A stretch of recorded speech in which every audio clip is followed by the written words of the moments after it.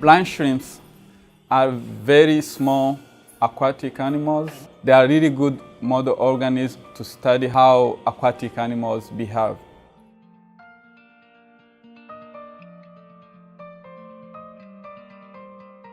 My name is Emmanuel Bakundukize.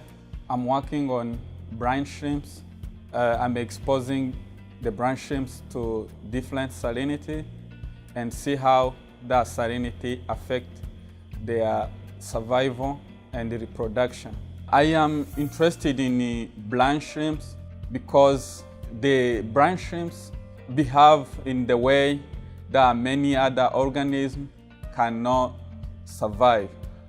For instance, for them, they like to live in salt water.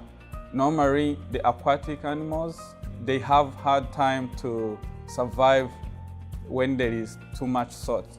But the brine shrimps can survive high salinity. And you know the environment change. So when the weather change, it may affect the salinity of water.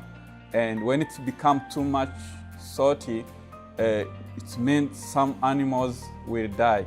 But the brine shrimps have proven to survive. The brine shrimps are very small organisms. When you are counting them, it's a big challenge. So I use many ways to come up with an idea how to count them. But that was the main challenge. If you can't count very well with confidence, so it's hard for you. For the process of my experiment, you have to have the eggs or cyst. After you have the cyst, you start with setting the hatchery. So the way you do it, you put the cyst in water. You don't put salt before you put cyst.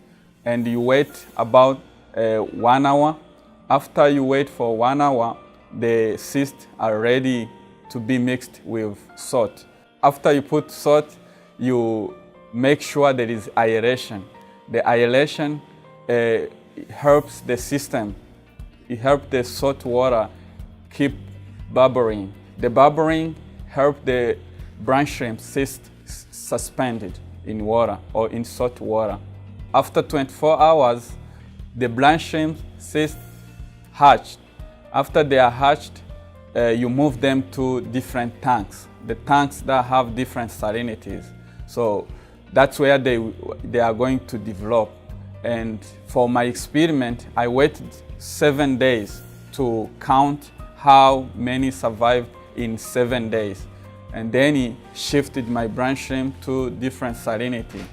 And at day 30, like at the end of their life cycle, also I came and test how they behave based on the way they were shifted. If you want to see how their morphology is affected, you use microscopy. The microscopy help you observe in details how big they are, how tall they are, and then you compare to different salinities. By studying the brine shrimps, you get to understand how environmental change can affect the development of organisms.